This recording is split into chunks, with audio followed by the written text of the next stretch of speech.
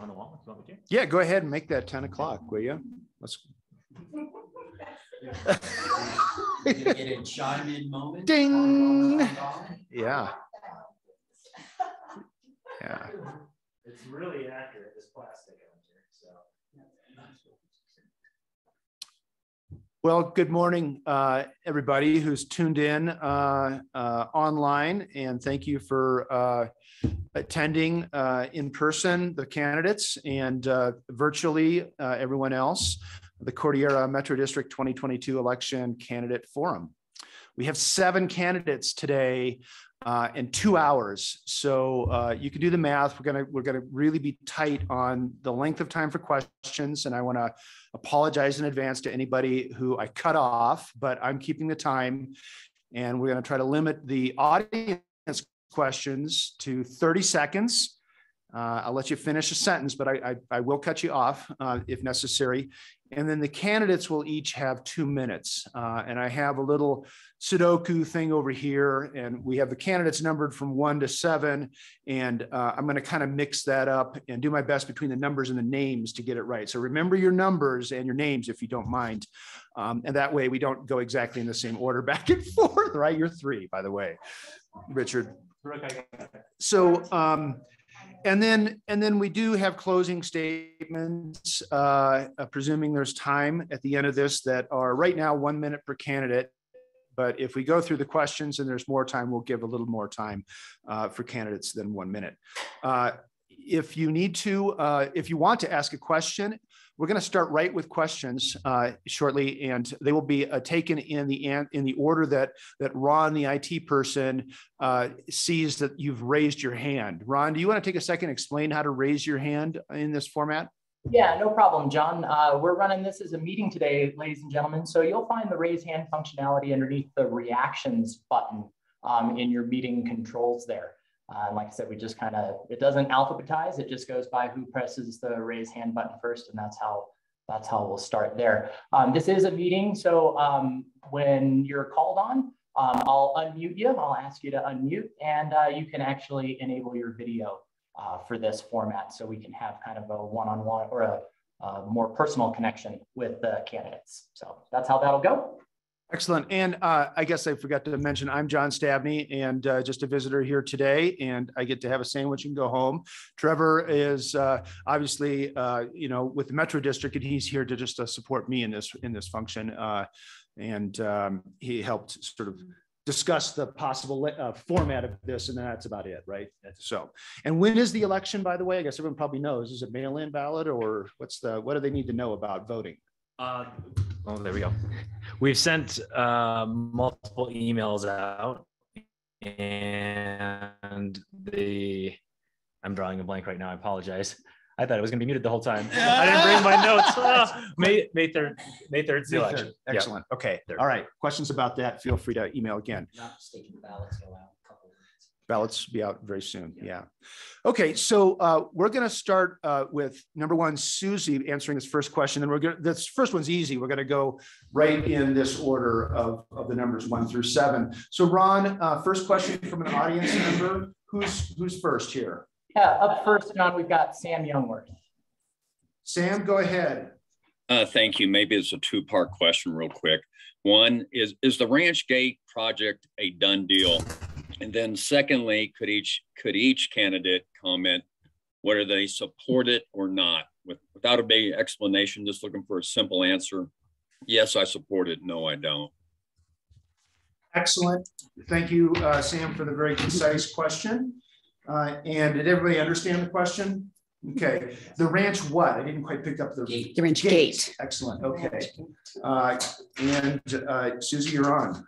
Thanks for your question, Sam. From what I understand, the ranch gate is a done deal. Contracts have been signed, and they are moving forward to try to get that thing done before the summer months. I am in support of the gate. I think the problem that exists is that the communication on the gate project itself was lacking, and that the CMD board of directors didn't have an opportunity to get ahead of what was happening.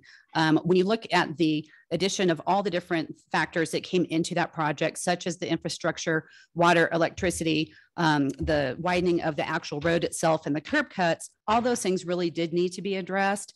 It's just kind of unfortunate that the word got out ahead of time that they were spending the sum of money that they are on the project.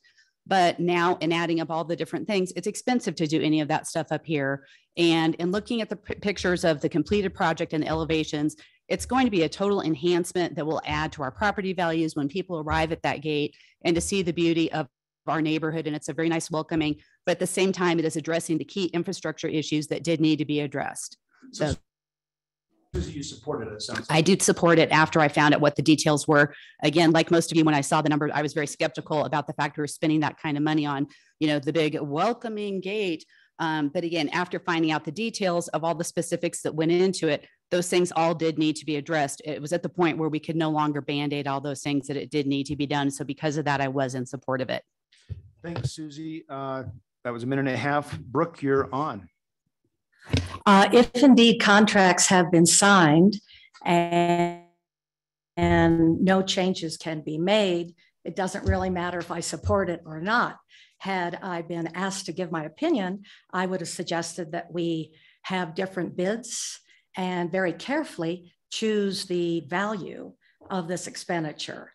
Definitely a gate would be good. I understand that we have a Da Vinci roof plan, $200,000.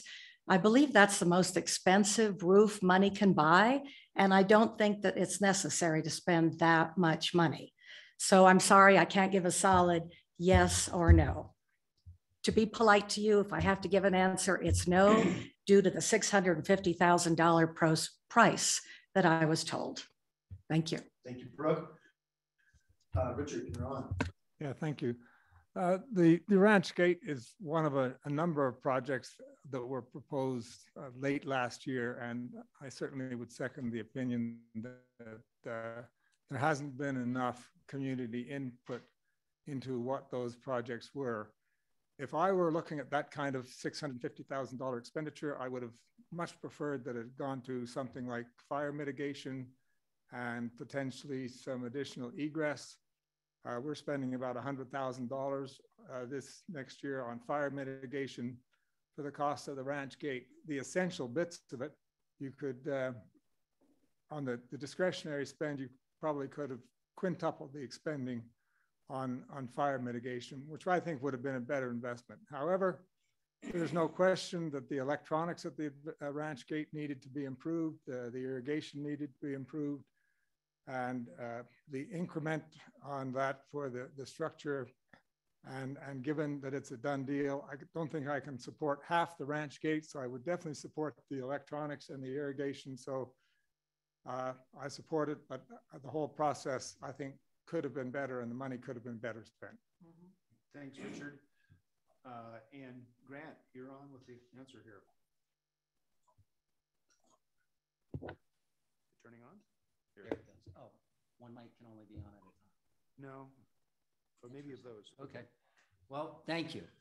In short, yes, I actually do support having that gate redone. Coming from the construction industry, I do have some, I would say, fairly good familiarity with what projects cost of this nature. And for the most part, given the work that's being done, I think it's actually quite sensible. Price structure is actually fairly reasonable. There are a few things, if I'm on the board, I'll take a slightly closer look at. Again, having knowledge of construction, having come from the roofing industry, I do understand where some of these costs actually arise. I also think everyone is very familiar with the inflationary costs going on right now, supply chain issues, and these prices have gone up significantly. There probably are a few different alternatives we could look at from a roof structure that would help us mitigate that cost. But when you look at it, that guard shack actually services multiple areas. It services 2 golf courses. It services 3 parts of our community. It hasn't been upgraded in years. Connectivity is an issue up there, and safety is an issue. We should take this opportunity not only just to improve the guard shack, but improve the security that we do at the guard shack. That is an entrance point. I think everyone knows that crime is on the rise. We should take some processes, not necessarily dollars, but processy changes to make sure when people come in and out of our community that we're checking them, we're making sure that we know where they are, we know where they're going, who they're coming to visit.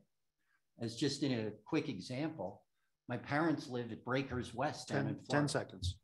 And in their community, their security actually has to be registered who's coming in or out. And we have to notify the homeowner if someone shows up at the gate without actually being a registered visitor. And I think we can do that with the Thank you, Grant. Thank you. Cheryl.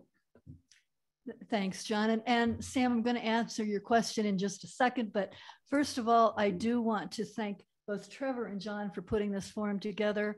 I really appreciate it. One of my the things that I care most about is communication in this community. And this is really a great way to start out a new board. So thank you, and thank all the candidates and the people that are attending here. In direct answer to your question, I'm in a little bit different position than everybody else here because I was on the board that voted for or against that project, not that project, but the budget in which the project was inserted. So in direct answer, I voted against the budget. I was very upset about the way that the entire capital budget was put together this year. Basically, the board majority doubled the capital expenditure budget without any real opportunity for the community to either understand what was being proposed and why, or to have any comment on it. So I thought that the process was not good, and I voted against the budget for that reason, and also for the reason that there was, I had proposed a resolution that would have actually done a one-time tax reduction with some of the extra money that we had in our capital account, 20 seconds. or excuse me, in our general fund, and that was voted down. So there were several different reasons why I voted against the budget. I am, however, a board member. The board voted for that project, and I am supporting it. That's, I think, the board members' responsibility. Thanks, Cheryl. Cindy, you're on. Thank you. So I'll answer the second half first. I do support the project, and the reasons that I support the project are A, the board voted for it, and not being on the board and being in the room when those discussions were made, I don't believe that I can second guess that, even though if elected, we may want to revisit some decisions before money is spent and work through capital investment. But there are health and safety reasons. It's very important to do that. And we did not do a good job over the course of Cordillera's history of doing capital investments. And now we have capital investments that need to be made, and we shouldn't shirk from making those capital investments for things that are going to improve our health, our safety, and make our community a better community overall. Thank you, Cindy. Harry, your turn. Yeah, directly, I'm in support of the project for the reasons that have been brought up. It's a done deal pretty much. I think at this point, I would look at my engineering background. Any project that you put out there, you can work with the contractor to come up with a value engineering to look and see if there are opportunities to make adjustments to the project at this stage, value engineer it, get a better value, and maybe a better operational facility. I'm not sure what the process was that we got to this point, but I think there's still an opportunity to do some value engineering and improve that project, possibly reduce the price, even though we have a contractor already on board. Thank you. Thank you, Harry. So for the order on this next one, we're going to go ahead and exactly reverse it. So Harry, you'll be on first, and we'll just go back the other way for question number 2. Ron, and thank you for the very concise question, clear and concise question, and thank you for the very clear and concise answers as well in time. So Ron, who's our second question from? Yeah, up next, John, David Bentley. David, what's your question? Well, good morning, everybody. And I want to thank the candidates for stepping up into this job. I think it's so valuable to Cordillera. I've done this on the CMD board for 6 years, and it was, I think, some wonderful things were done. I just want to make one comment. This is really directed toward the process. The CMD is responsible to the whole community for this forum, but in this is an election for directors by qualified voters. Could questioners identify themselves as voters or not voters? Okay. Excellent. So you're identifying yourself whether you're voting in this election, is that right? Or can vote in these? Yeah. Thank you for that clarification. Okay. So simple question, Harry. You're on. I think to be running for the board, you have to be a voting member. I think that's a requirement. I don't know if that's a question directly for us. Question or statement?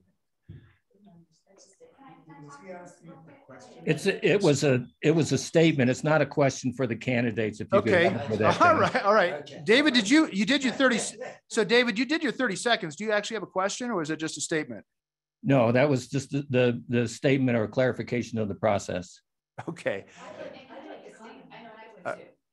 Okay, we'll go ahead and if you don't mind, we'll make these quick comments since it wasn't actually a question, and we'll kind of speed run it. I'm not going to keep time, but I will cut you off. Let's go ahead and go in order. Cindy and then Cheryl. We're just going back this way.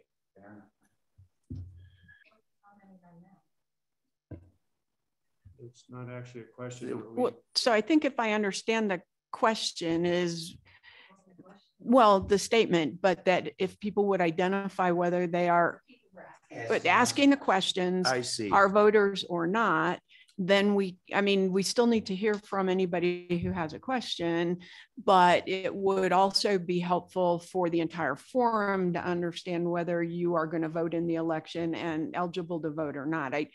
I would hate to limit the questions from people who, even though they're not eligible to vote, we should still understand what their concerns are and what their questions are. Got it, Cheryl. Yes. One of the problems with the CMD election is that only about 28% of the people in this community can vote in this election. And I think having people that are not able to vote actually be able and willing and interested enough to come to the table and ask questions is a really, really good thing. So I am 100% in favor of people that can't vote, but are residents of this community having some say in this election. Perfect. Grant, you're on. So I think it's important to get everybody's input. The CMD is a group that actually services the entire community, not just people that are residents of Colorado. Obviously, there's a lot of second homeowners. So I think that's fair that we get input, and I think we should actually take an opportunity to do surveys from everybody in the community to get their input. That's been a real lacking area. It's been better part of 2019, I think was the last time a survey was done. Not sure why the boards have not done that recently, but I think that's something that we can change. So love the input from all. Richard. Yeah, if I'm not mistaken, we have to take, and our elected officers have to take an oath that says that we will serve both Colorado voters and non-Colorado voters equally as members of the board. And certainly I have every desire to hear from those Colorado property owners who are not Colorado voters, because you are part of the constituency as well, and your ideas count just as much. Thank you. Thanks, Richard. Brooke. Thank you, David, for your comment. Definitely, I think that all property owners in Cordillera deserve equal respect, consideration, and importance. I do understand, of course, the law for voting here is that one has to be a Colorado resident. And I do feel everybody's voice should be heard. Thank you. Susie, sorry. Yeah, it's called taxation without representation, and it's horrible. It's Colorado statute, and it's set up the way it is, and it penalizes those people who pay the same amount of property tax as everybody else, but who don't have a vote. And it's not limited here just to the Metro District. It's also in Eagle County. And just because you aren't able to vote here doesn't mean you don't have a say. You need to be more active in talking to your neighbors and friends who are Colorado residents who do have a vote to make sure that they are exercising that right. Don't just let this opportunity pass by. Make sure people know that it's important to get out and vote. 2 separate votes coming down the pipeline in May, and they both are mail-in ballots. One is for the CMD Board of Directors election, and the other one is for the Eagle County Mountain Rec All Access vote.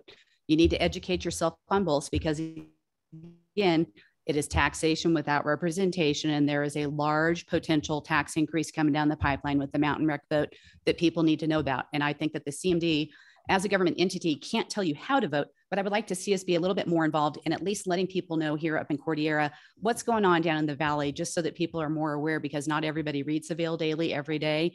And that's been the best resource of finding out about things like that. And people that are leaders here in our community, I think it's important for us to say, hey, heads up about here's what's coming down the pipeline. There's some more rezoning things coming down at the bottom of the hill that are going to have an impact on our quality of life up here that we need to know about. But again, just because you can't vote doesn't mean you don't have a say, but do encourage your neighbors to get out and vote and take advantage of the voice that we do have up here in Cordillera. Thanks, Susie. So for a non-question, I got to hear a lot about the candidates' thoughts, which was fine on that one. So we're going to go ahead, Ron, and go to the third questioner. And by the way, if you want to identify yourself as a voter, as was requested by David, you may. I'm not going to insist on it. And we will take your question anyhow, okay? If you're on the call, just to be really clear about that, okay? So this thanks, question. John. Up next, Margot Boyle. Margot. We are going Richard that direction around. Yes, you bet. I'm sorry, Margot Boyle, I think. On your screen to unmute yourself. There you go, Margot. Okay, sorry about that. I have a question for Grant Cunningham. I see in his statement that he is interested in, quote, building a bridge with CPOA and unifying the community. I find that interesting given his performance at the last board meeting, and I'm wondering how he meshes those two opinions. I mean, he did one thing, he says another. So how does that work? Okay, Margot, thank you for the question. And I apologize, you're the last person to answer this question, but let's just take that in a generic way. It was directed at Grant, but the question about building bridges between the CPOA and the Metro District, which you're running for. Okay, so go ahead and answer it that way, if you will, and we'll get around to you. I know it was pointed at you, but Richard, go ahead. Okay, thank you. And no doubt that is probably the most important issue facing Cordillera right now. We have a wonderful community. The change in the last few years, increase in property values, athletic center being almost completed, 200 new families or so joined Cordillera, trailhead pools being constructed, and the debt of the CMD being retired this year. And what we need now to really maintain this renaissance and cement it is to have the two boards pulling in the same direction. We can't have boards pulling in opposite directions. We can't have them on a crash course, just two boards working together to maintain this renaissance for Cordillera. And the way I think that is going to be done is that I think some cross-pollination between the boards would be useful. That's why I'm here. I think also I bring a knowledge of what the lanes are from one board to another and what the limits on those lanes are. And I think if those things are known, for example, public safety is a CMD issue, and it's a CMD issue because it's a liability issue for CPOA. And whereas amenities, that's a CPOA issue because we want to keep our amenities private. That can't be done if they're within CMD. 20 seconds. So the important thing is that know where the lanes are. The two boards coordinate where they can and support each other where the lanes don't intersect, and that will do wonders, I think, for taking Cordillera forward. Thank you. Right at 2 minutes, Brooke. I believe in harmony. We do have brilliant people on both boards, and you have 7 candidates who hope to do a great job. In the future, whether we're elected or not, we can always be helpful. Definitely, you mentioned the lanes. The two boards have different functions. However, there's so much to gain with cooperation. That's my thought. Great. Okay. And then Susie. As the newest resident here in Cordillera, out of the 7 people that sit here today, I am a person who comes here with no preconceived notions, with no agenda, with no definition of what the lane last year on the online meetings, and we try to be very active in participating in as many as we can. I've been so turned off, as I'm sure many of our new residents, as well as our old-time residents, have been at the acrimony between these two organizations. And the thought and the things that I keep hearing from people that I've talked to is, why can't we all just get along? It's one neighborhood. We are all residents together. We should not have this, oh, it's a CMD thing, it's a CPOA thing. There needs to be more crossover than ever to make this a better community. And, you know, we both have our separate pots of money, but I think we need to be sitting down and saying, okay, let's figure out how we can spend our money in the most efficient ways possible to benefit the whole community and not get into a turf battle war like we did last year. It was horrible to see. I think that's probably one of the reasons that most of us are sitting here today, is that we would like to see a lot more cooperation between the CPOA and the CMD. So again, while I may be the newest one sitting here, it doesn't mean my knowledge doesn't go back, having been an online attendee at these meetings, having spoken up at many of these meetings about the processes in which some of these things were undergoing, asking questions about budgets. But again, if elected, I plan to help make sure that the CPOA and the CMD are working together as one community. And on my bio sheet, as I've said, we are one Cordillera. We aren't CMD and CPOA. We are one neighborhood, and it's time that we start acting like it. 1 second, sounds like you're done. Susie and Harry, you're on. Yeah, I would echo those same sentiments. You know, I think our real strength would be using the advantage of each group. There's a different taxation or different money source for each of the CPOA and the CMD. I've already worked quite a bit with the CMD on the pickleball courts. I know the members of the board. I think that was a strong reason why I decided to run, is to help bridge that gap. I think my background is more suitable for the CMD, but it doesn't limit me from working together with the CPOA on their projects and giving my input there. I certainly want to work. I think it's in all of our advantage to work together, and like everybody has said already, that that's going to be best for the residents and the community to have the boards in sync and making the whole process work more smoothly. Thank you. Thank you, Harry. Cindy, you're on.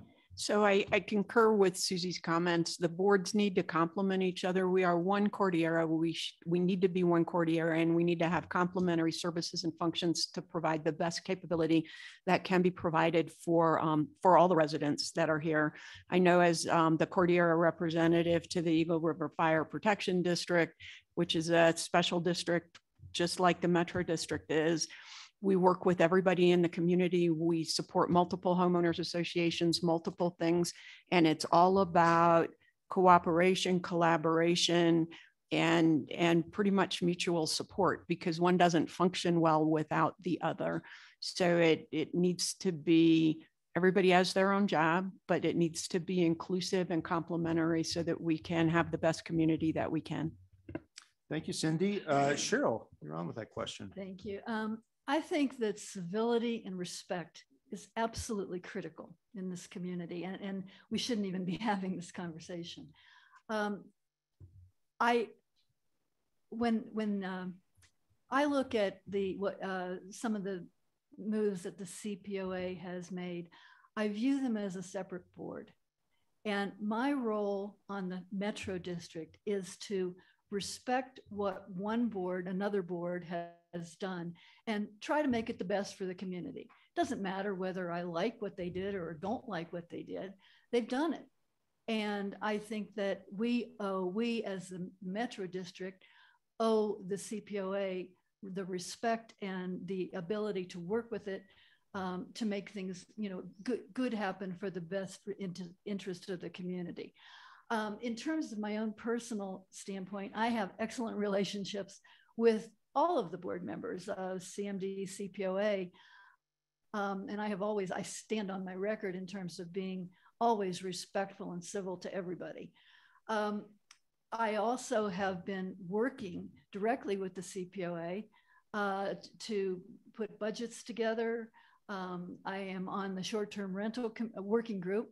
I am working with another working group to put together a common website, both CPOA and CMD.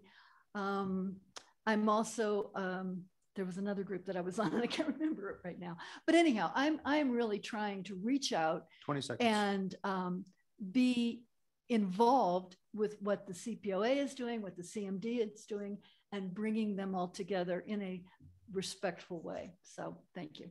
Thank you, Cheryl. And you get the last word on this, Grant. It was directed at you to start, but good discussion around. Go ahead, Grant. Margot, thank you for your question. I think it's a very fair question to ask. What I'd like to do, one, is create a level of cooperation in our community. Right now, the level of decency that has taken place between the two boards has to come to an end. We have to really and genuinely address how we work together, because Cordillera is one community. Our boards do different functions. So allow them, as I actually coined the phrase, stay in your lane, when I was having discussions what I didn't think the CMD board was doing right. I am very passionate about this community. It is my full-time home. I am going to defend it. It doesn't mean I'm just going to sit down and allow things to be said or done that are inappropriate. So on that last meeting, Margot, I was very clear. I thought that message was sent by the CPOA board unanimously. It was disgusting and inappropriate. I also have gotten feedback from other community members. That's not our community. So in my past, I actually worked at a very large organization that we merged two companies. We were fierce competitors in the industry. And what I was able to do is one of the team members who was bringing together these two organizations is I had to create alignment at 120 locations here in North America, getting people who at one point in time fought one another in particular markets. I got them working together to actually do what our new company was going to do moving forward. So 20 seconds. My intention is to focus on what CMD is responsible for, but be cooperative with the CPOA, because there are a lot of areas that we should be able to leverage our resources, keep our costs down, and continue to make Cordillera a premier community. Time. Like you planned it. And we're going to go ahead and start with you in reverse course around the other way. So just swinging around. So next question, Ron. Thank you, Margot, for that question. Up next, John, we've got Lainey Edinburgh. Lainey. Lainey and Edinburgh, it looks like. Good morning, everyone. First of all, my husband and I have lived in Cordillera full-time for 21 years, and no one loves Cordillera more than us. John, if it's okay, I have two questions. The first one's very fast, and then the second one is more specific. So I'd like to ask the first one. What is each of your positions on the building of employee housing in Cordillera? Are you for or against, or not decided? Okay. You actually took about half the time of your question anyhow, so I'll give you another half. You want to ask your second question right now? I'd rather not. They're kind of, they're not really. You know, Lainey, I'll take your direction on that. So thank you. Grant, go ahead. Thank you, Lainey, for that question. So right out of the gate, for employee housing, first, Cordillera is not in the housing business, nor should we take on the liability of it. Employers like Vail Resorts struggle with employee housing and the issues that come with it. What happens when a person is hired and either leaves or is fired? Do we evict them? Do we now have to figure out how we get space to put in a new replacement? So in my experience, what you have to do, and I've moved people all across the United States for different roles. I had one of my managers who lived in Columbus, Ohio, had to move him to Orange County, California. As anyone could imagine, the economic cost differences between those two areas is significant. So what we need to do is really look at what's sensible, create a sensible compensation with economic pay structure that actually motivates our employees, that is designed for our market, and it helps us prevent turnover because we're paying these people right. Yeah. Somebody out there mute. Laney, probably. A question? Laney, go ahead and mute if you don't mind. You've got still got most of a minute left if you want to keep going. I got a little more to go too. We need to retain our quality staff. We want great employees working for us. We offer experience and long-term opportunities here in our community. Take, for example, Trevor. He's been an employee for 7 years that we were able just recently to promote to a general manager. I think we need to create more opportunities to do that for our employees and make this Cordillera a desirable place for people to come and work. 20 seconds. There's often been said for other people that are looking to work here in this community, oh my gosh, I wonder how long you're going to last. That's not what we need to foster. We need to foster employees coming into our community, staying in our community, and giving them opportunities to grow. Time. Thank you. And Cheryl, what's your position on employee housing in Cordillera? Trevor has been asked to put together some information for our April board meeting about employee housing. And I think that we are putting the cart before the horse right now. We haven't determined whether there is a need for employee housing within Cordillera. We haven't discussed exactly what that need would even be. So having a presentation and going forward with an employee housing move right now, I think is premature. And I will take that position at the board meeting in April. I agree that we absolutely need to take care of our employees. We need to be able to hire and retain the best employees that we can. And we need to understand the whole compensation package that we offer. If we need to look at things like housing vouchers or pay increases or whatever, you know, we should definitely do that. But I think that getting into an employee housing project is a huge decision. And we are a very small entity. We only have 33 full-time employees. 20 seconds. So this is a big issue with us. But most of all, I think we need community input. We haven't even asked what the community thinks about this. So I think that is one very important step that we need to take before we go any further. Thank you. Cheryl, it's Cindy, it's your turn. I cut you off a little bit early. Sorry about that. I had 40 seconds instead of 20. My apologies, but I'll take it somewhere else. Yeah. Okay. All right. Cindy. So I firmly believe that Cordillera needs to address employee housing, whether we do it through compensation or housing or something else, just like everybody else in Eagle County, not just Vail Associates.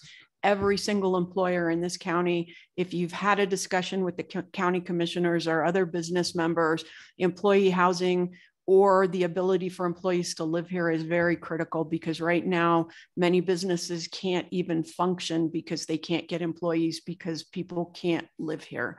They can't afford to, and they can't afford to commute. So it's a very important issue.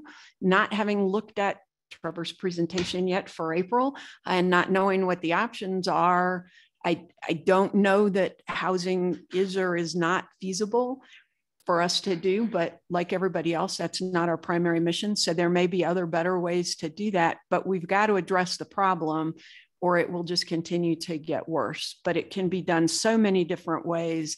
I don't know that we actually need to build a complex for people to live in here on Cordillera. Thanks, Cindy. Harry? Yeah, I would agree also that we need to really look at that need and establish the strong need first. A lot of the other things we've talked about so far here, just the compensation for employees, the opportunity for employees, I think those are very important issues for getting people to want to work for the CMD. But I think starting off directly with a project where you'd be thinking about building structures and operating and managing those, I think it's a very complicated issue. And that's something that we would have to get a lot of input from the community and really establish the need, and that we're going to be able to even control who is able to use that employee housing that we might put on our property. So at this point, I think there's a lot more discussion that needs to happen before we'd even consider building anything on CMD property within Cordillera. Thank you, Harry. And I'm going to reverse it here. 3, 2, 1. Yeah, thank you. Obviously, yes, an important question, because we must be able to attract, retain, and look after our staff. And employee housing might appear to be a good solution, but it is fraught with problems. The first issue, and maybe one of the biggest, is that this will be a government facility, which means that we may not even be able to restrict the tenants or the occupiers of that housing to CP or CMD employees. They might be from anywhere in the valley, and then these occupiers become residents of Cordillera with full access to all of our facilities for themselves, their guests, their friends, their families, and who knows who they might be. An additional aspect is that the CMD would be adding a new lane, one in which it has no experience, and which would add a huge amount of administration to the CMD. I don't know. I personally work with Vail Resorts. I know what their employee housing problems are, and it consumes about half of the manager's time is trying to manage the employee housing. Can't do his other job, just has to try to manage the housing. It also introduces a whole new level of liability to Courtier. And finally, there's no guarantee that this employee housing we might introduce would even solve the issue of employee housing. Many valleys or any towns in the valley, all the way around to Aspen, have been struggling with this idea of housing, and employee housing has not produced the right result yet either. I think as several others have mentioned, there are other alternatives, and they need to be evaluated as well. Thanks, Richard. Brooke, you're on. Good morning, Lainey and Joel. First of all, has there been a survey? Has anyone asked the 33 employees if they'd like to live here in Cordillera, in a Cordillera structure? Let's say the ones who I speak to often, let's say at the Equestrian Center, on a daily basis, they're very happy and proud of what they've accomplished living with their families in their own homes. Now, as a real estate broker, and I'm sure many of you have your own rental properties, the rental business is very difficult, time consuming, can result in many insurance and legal issues. If other people who are not helping us as part of our Cordillera staff can live here also, do we want to be in the rental business? So my vote is no. Thank you. Thank you, Brooke. And Susie, you're wrapping this one up. Oops, sorry. Did you? Yeah, there we go. So a conversation that I had with David Bentley a few months ago after one of the meetings, it was when the property across the street from the post office was on the market for sale. I said to him, hey, have you ever thought about acquiring that building? Because that would be an ideal location for building some employee housing. And he said, no, but we don't need that land because the CMD has so much other land available to us in all different places around the valley. So I think it's a conversation that we need to have. And rather than saying, we don't need to be in the property management business, which I agree with, there's so many different ways that you could approach things like this with so many public-private partnerships. There is lots of money to be had right now for affordable housing in the valley. And if you ask any of the people that are hiring people here in the valley, whether it be Trevor, whether it be Michael, whether it be Mike up at the club, I think every one of them would tell you that if we did have some more affordable housing available to our potential employees, the caliber of who we hire here would be exponentially raised because it is an issue throughout the whole valley. I'm not saying that I want us, again, to be in the property management business, But I think it's very short-sighted to say, hey, we don't want to do that without at least exploring it. So I think it's great we have a committee set up to kind of start, peeling away at some of the different layers that we have. There's so many different ways that we could go about this. With my experience in development and residential real estate, one of the things that I'm so concerned about here in the Valley in Cordillera is our property values. And I know that that's a big concern of a lot of people that, we don't want rental properties in here. Again, so many ways that you can go about it. You can deed restrict things. You can make it so that it's not family housing. There are ways that we can make this a win-win for everybody, but it definitely needs to be explored a lot further and to be getting some more feedback from the residents of Cordillera. Thank you, Susie. Sounds like you got your work cut out for you. Look forward to the presentation. So we're going to reverse here, Brooke, and then come this direction on the next question. And you did keep your foot in the door, Lainey, I think, for another question. So go ahead. Remember to unmute. Thank you. So my next question is to Cheryl Foley. Cheryl, as a utility lawyer, why did you agree to allow the $2.2 million water fund, which belonged to those property owners who actually paid into the water fund, to be moved to the CMD general fund when there was no binding agreement from the majority of the CMD board on how those funds would be allocated? Okay, thank you, Lainey. And that was directed at one candidate, but we do have an order, and we're going to go ahead and stick with that order. So it's something that has occurred, whether it's in the past and done is another question, but it's been asked. Okay, so Brooke. Well, I'm not laughing or smiling. Yeah, I'm not laughing or smiling at the question. It's a very important question. I have to say, I don't have an intelligent answer because I wasn't part of the CMD decision-making team. I don't think, though, that $2.2 million should be used for $650,000 gate. I've heard between $100,000 and $183,000 for a storage structure at Bearcat Stables. I don't agree with the way the money's being used, and I think that we should always be consulted as Cordillera property owners before our money is spent. Thank you. Thanks, Brooke. Richard, your stab at this one. Yeah, that was a very interesting little transaction that occurred in the summer, and there were several competing proposals for what to do with that money. When I look at it over the longer term, what I see is that the CMD board majority just really took that money, jumped into the amenities lane, and effectively scuppered the grouse deal. And I think it would have been much better to have distributed that back to the community. Thank you.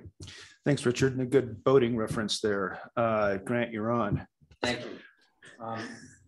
For the life of me, and obviously many others, I'm not sure exactly why the money was moved by Cheryl and voted on that way to move the money from the water fund into the general fund. But these are the cards that we have at the moment. It will require an actual examination to understand what we can actually do, or if there is anything we can do with it. And I think it actually would be really important to issue a survey out to the community and get their input if there is something that can be done. Thank you, Grant. And Cheryl, you're on. Thanks. I did not move the water fund money anywhere. The board moved it. And even if I had been against it, I would have been voted down 3-2. So that's the direct answer. But secondly, and this is extremely important for everybody to understand, it didn't matter where that money was located as far as from an accounting standpoint. It could be in the water fund, it could be in the general fund, it could be in the capital fund, it didn't matter. What mattered was what we did with it. And the board had the discretion, the board has the discretion at any time to move money around from one fund to the other if they have a reasonable basis for doing so. So if we had kept the water fund in the water fund, the board could have used it for whatever they wanted. If we had moved it to some other fund, they could have used it for whatever they wanted to. But there is one final point that I need to make sure that everybody understands, is that when the board decided that it did not need the water fund for water infrastructure, from an accounting and legal standpoint, we had to move it because we weren't supposed to keep that fund in existence if it were no longer needed. So it was an accounting move. It was not a substantive move. And in terms of what the board ended up doing with that money, I introduced 7 different resolutions 20 seconds to make sure that that some other use was made of that. I hope that we could fund the grouse. When that didn't work, I hope that we could do a tax reduction. But again, moving the money from one fund to another was irrelevant, and that shouldn't be an issue. Right. Thank you, Cheryl. Cindy? Thanks. So the water fund is interesting because not all Cordillera property owners paid into it, only a certain amount for a certain time. There are, not second guessing the board questions, because Cheryl's absolutely right. Once the money was there, the board has the authority to move it to the best possible use, and that's a given. If the money was collected by the CMD, and these are things I don't know because I wasn't in the room, if it was collected by the CMD, that gives them even more authority. If the funds were collected by the water district and parked with the CMD, that's a whole different subject, because then it's who is actually the taxing authority. Both are metro special districts in the state of Colorado. Both have taxing authority. So depending on who imposed the tax that created the fund could complicate it even further. I've seen situations like this where 2 taxing authorities, one's made an error and the money's actually reverted back to the county because there was no fair and equitable way to redisperse it through a small percentage of the people who were impacted because the homes had all been sold differently. So there are many, many legal ways to go after those kind of questions. Hopefully, those questions were all answered by legal counsel in consultation with the CMD. I believe the CMD did that research and that they did move the money to the best of their possible, what they thought was going to be best for the whole community. That's what we would all do in our futures if we're elected to the board, is good business process, good due diligence, 20 seconds. Good transparency.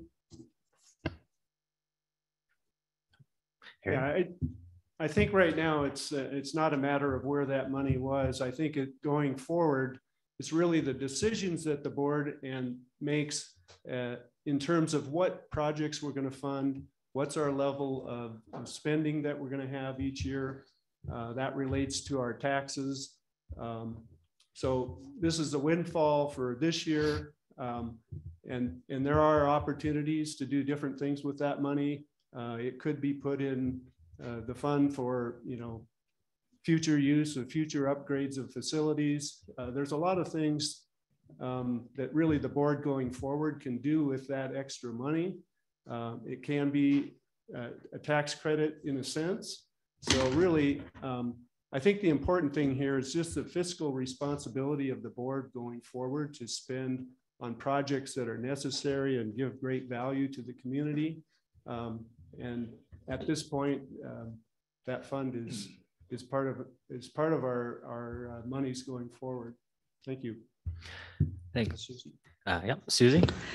And it really is a reminder as to why this vote is so important. And when you pick the candidates that you're going to vote for, you need to know that you're going to have people that can be transparent with you as to what's going on, as to how your money is being spent. May I remind you that money almost wasn't ours. That money almost was given back to the Eagle River Water and Sanitation District, in which case we would have had nothing. So because of the careful management of some of the people on our current Metro board, we were able to keep that money, which is awesome. And so it's kind of a bonus is the way I look at it. And as Cindy said, how we would disperse the money back to people on an equitable basis, which is very difficult. So one of the things that Richard touched on was using that money as the acquisition for the grouse. And one of the things that I would love to do is to get the discussion going back as to what we might be able to do back on the par 3 course. And that involves sitting down with the CMD, the CPOA, and the club as partners to talk about what potential we have for acquiring, building, doing something up there. And there are a number of different potential solutions to providing something up there that would suit our needs. It's kind of sad that because we can't serve alcohol, we kind of just dropped the ball on that one because that building has other uses for us. And again, there are some other opportunities that might include not using the grouse building, but it would be a great time where we have a little bit of those funds left over to at least get that conversation started again and to see if we might be able to pick up the pieces and move forward. Okay. Sorry, John has a little bit of a cough going here. So I will step up here. Ron, next question. Sure. Up next, Susie Cunningham. Hello, Susie. Hi, good morning, everybody. Before you start the clock on my question, I have just two things to say. First, I'm happy to say that I am a proud Colorado voter. And my question is a question I had to prepare for as an Eagle County School Board candidate for our very public candidate forum, which was hosted by Ron Robbins. Okay, so the question, clock can start. Do you think it is ethical and in the best interest of our community to have a board that consists of all its members sharing the same objectives, goals, and opinions, a stacking of the court, if you will, where a board always votes in sync and makes unanimous decisions? Or do you think diversity of board members is more reflective of a community? And that being said, how will you work with other board members who don't agree with you? Okay, thank you, Susie. I'm going to use Ron's cheat sheet here. I'm sorry, John's. I just was thinking of Ron Robbins. Sorry. All right, number 3. Richard, we'll start with you and then we'll go Grant next. Yep. Thank you, Susie. Excellent question. I don't think it's possible to have 5 or 10 people in a room and have them all agree. It's probably unlikely also that they all disagree. But the fundamental requirement is that everybody has a chance to express their opinion. There probably is a right answer on most questions that you could get to. And I don't know how everybody approaches negotiations, but the typical way is everybody expresses their opinion and arrives at that, and then some kind of consensus is formed. My understanding is that the CMD and the CPOA are fundamentally different on how that can go about in terms of the number of CMD members who can meet together without having a formally called meeting. But I can assure you that if the question is directed at the CPOA board, there's plenty of diversity of opinion there. And probably I would be accused of having most of that. And it doesn't bother me at all. And so it is important to have a diverse opinion and express it and reach a consensus that the board can pull together on and move forward. Thank you. Thank you, Grant. Thank you for that question. Diversity is key. We have 4 different communities in our neighborhood. We should have a board that reflects that diversity. It's time for new leadership, not just retread of board members. We need leaders who would challenge one another for the good of the community. Maintain a high level of standard for us to make sure our services are well managed and that each and every one of our members is represented. We need leaders who will step up to those kind of challenges. As a partner in a very large company that brought together 2 very culturally diverse competitors, we often had what I refer to as conversations of robust dialogue. And that was really healthy for us. When the management team got together, we would sit in a room and topics would be brought up There is a significant amount of passion that was brought by each one of the individuals in that meeting. And we fought, frankly, not just robustly, but we fought. And that was a good thing. And what ended up happening is the outcomes from each one of those decisions ended up being better. When we left that room collectively, though, we had already formed the alignment that was necessary. So everyone was pulling on the rope in the same direction. And although we were dissenters at times, based on some of those robust dialogues, what we did is when we were out in public talking to each and every one of our team members in our company, we all had the same exact tact. We all showed that we supported one another as leaders. And that, as a net result, helped us deliver results month over month, helped us actually triple in size in 3 years. I'd like to be able to bring that to this group as well. Thank you. Hello, thank you for your question. I think an exchange of ideas is healthy. Done in a respectful manner, we can often learn from each other and even possibly change or moderate our opinion. I am open-minded and flexible. I don't have a personal agenda. And as far as diversity, which is a great word, I'm the only candidate from the divide. And you also have noticed I'm very succinct. So thank you.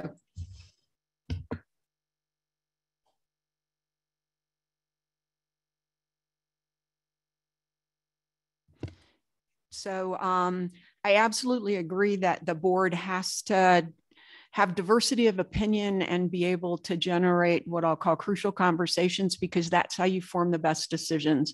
That doesn't mean you always get along, but that means that you have great debate and discussion to make sure that no stone is unturned in any discussion or decision that's made by the community.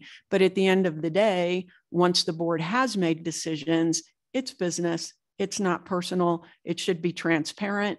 We should make the best decisions possible, and then we should move on to the next item of business. And that's where the diversity comes in. And then I guess the consensus of the board, it's how you achieve consensus. That doesn't mean that we're all going to be best friends all the time, but you have good debate, you have lively debate, and you make sure you've done that the way that it should be. No one board member should influence the entire rest of the board and bully somebody into a decision. It's got to be a collaborative process and great discussion.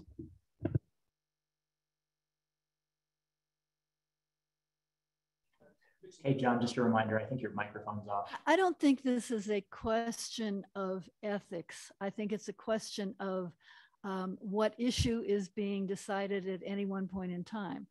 And I think if you have unanimous decisions, it's either a factor of having compromised and moving forward in the best interest of the community, or it's a factor of having a common goal.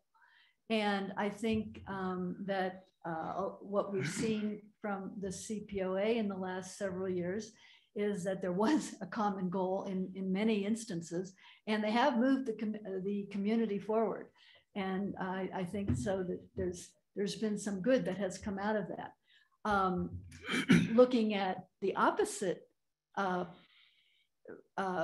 set of situations, the Metro District Board has not been unanimous in all of its decision making, and we have definitely had both conversations both in front of the community, as many of you that tune in on these meetings have seen. We have some spirited debate, let's put it that way. Sometimes that's good. Well, it's always good to have debate. Sometimes that moves us forward, sometimes it does not. So I think the real question is, can we respectfully debate with each other?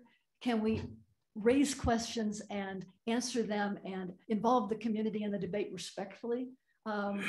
So I don't think it's an ethical situation. I think it's situational. And I would hope that in the future, we have both unanimous decisions and vigorous debate and disagreements when that is what people believe. Thanks, Cheryl. Susie, you're on.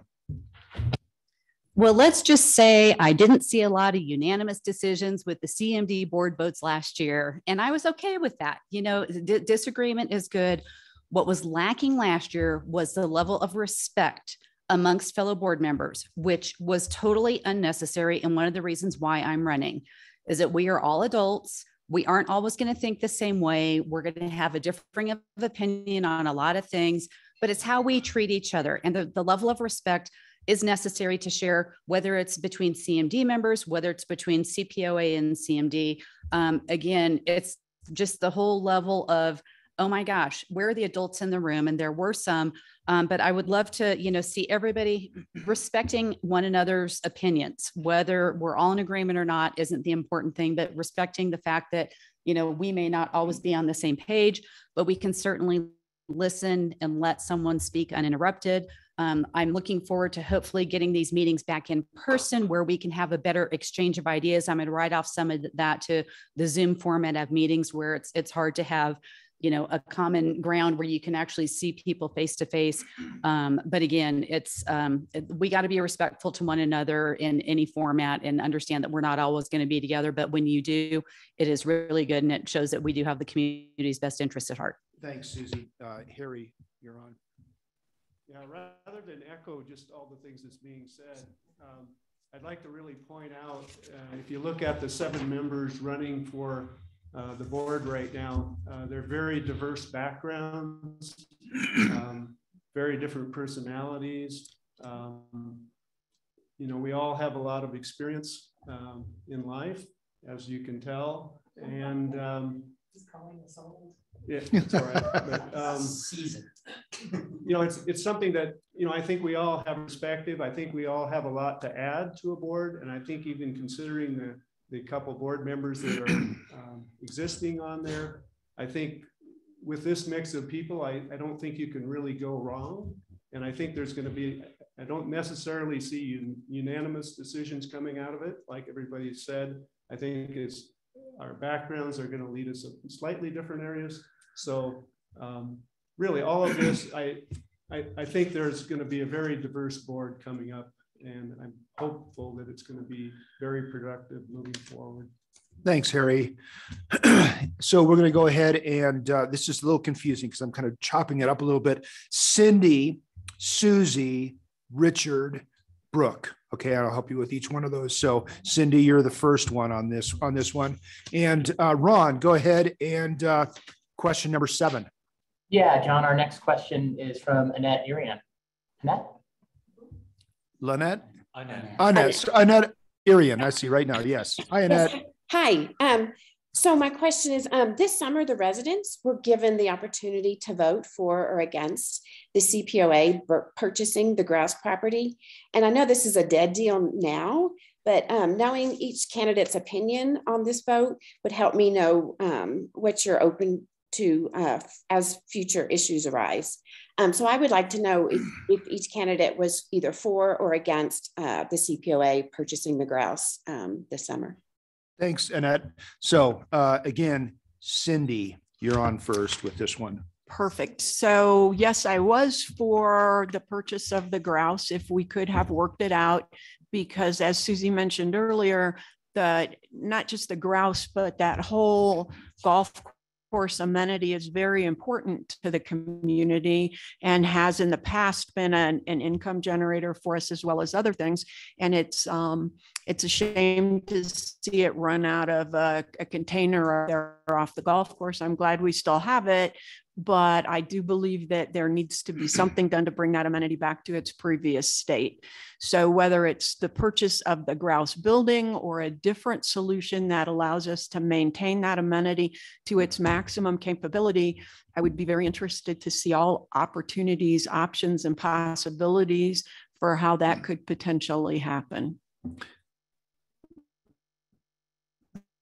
Thanks, Cindy. Susie. The whole process of the purchase of the grouse and the open hearings, you may remember that I was one of the few people that stood up in opposition to the acquisition.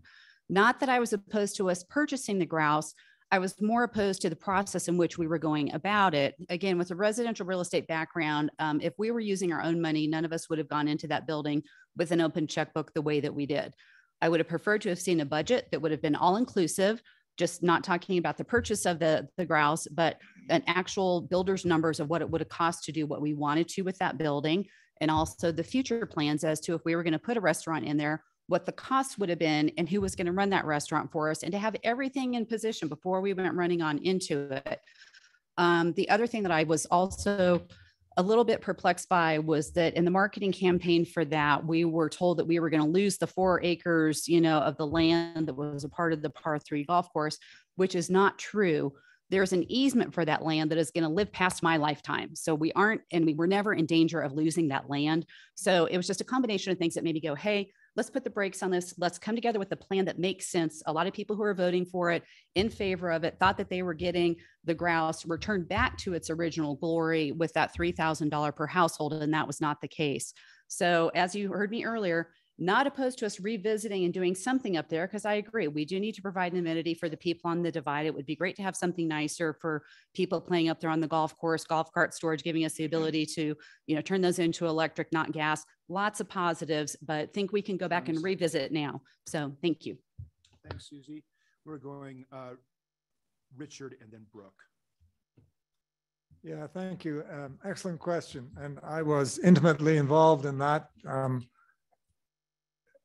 Putting together the justification for it, being on the stump, if you wish, with Melissa. And it would have been a fantastic addition to Cordillera amenities, but up in the divide, it would have completed the golf course. The 4.5 acre parcel included the 9th green, the chipping and practice greens, the parking lot, and of course the building itself. And I was very much in favor of that. I've always championed amenities that the public want and are willing to pay for, and 77% of the community said they wanted that and were willing to get their checkbook out and pay for it. So I think the structure was fine.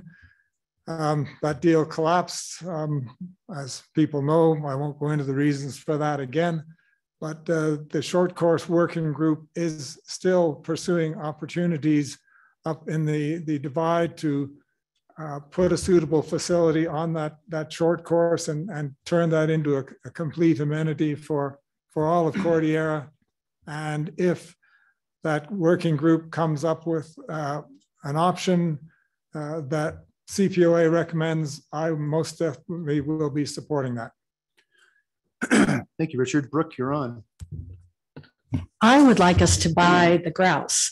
Now, this is an example of how I am flexible and I'm willing to learn and admit when I make a mistake. Originally, I was against the grouse because I thought it was just the building. When it was explained to me that the 4.5 acres were included, I was all for it. Now, I was concerned, being an active real estate broker here in the Vail Valley for 20 years, that we were originally told $1,500,000. Then suddenly the price jumped to 2.2. And I offered in writing, free of commission, of course, to represent us in the negotiation. So that was a concern, that the price was so much higher than we were originally told.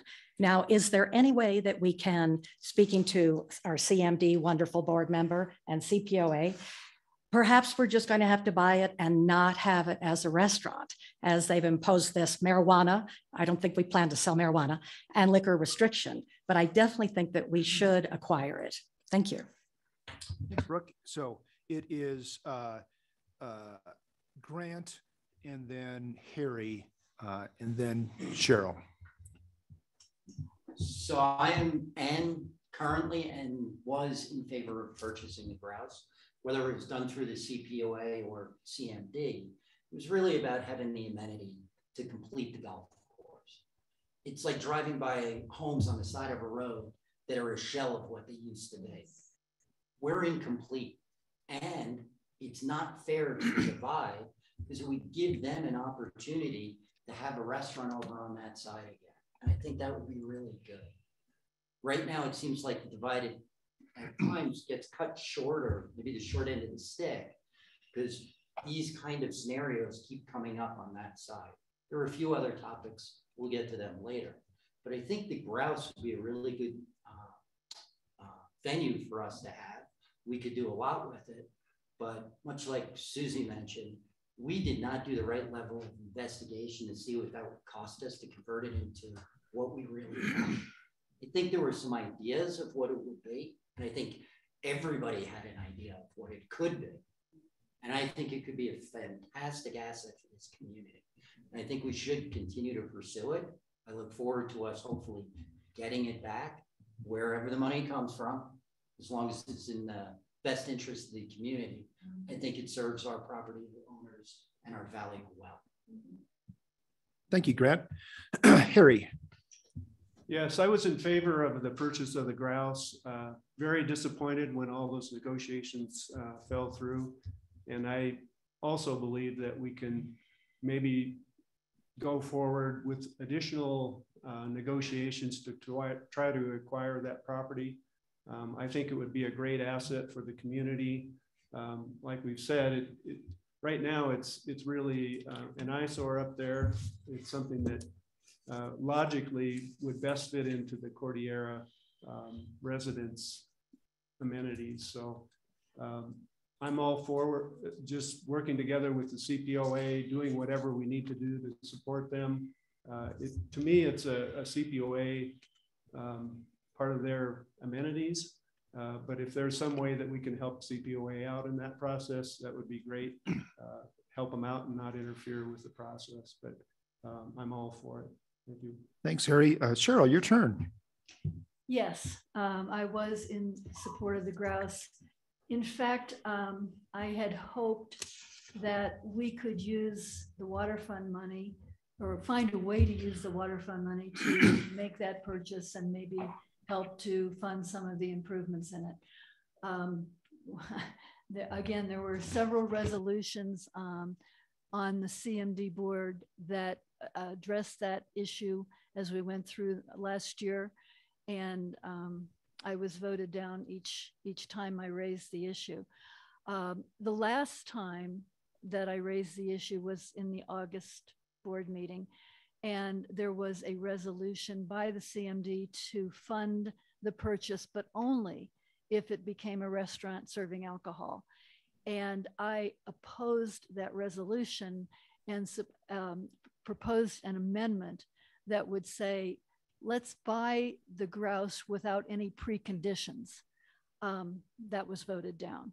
So I think that the grouse property is a whole in our community. We need that to make the community whole. And an easement is good. I'm glad we have it, but it is not ownership. And so I think that the grouse purchase was very important. Hopefully it'll come back someday. If it doesn't, we should look at other opportunities to put some amenities of one sort or another on the divide. But I really regretted the fact that we lost the grouse.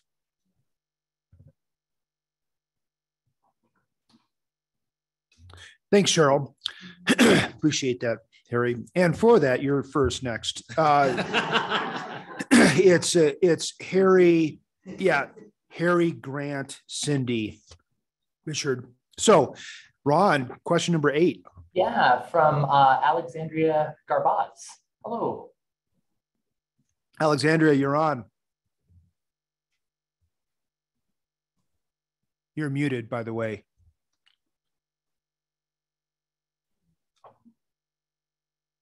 Alexandria, are you out there? There she is. There we go. Hi, Alexandria. Go ahead. Thank you. I want to say it's reassuring to hear that all the candidates are expressing a strong desire to improve relations between the CMD and the CPOA.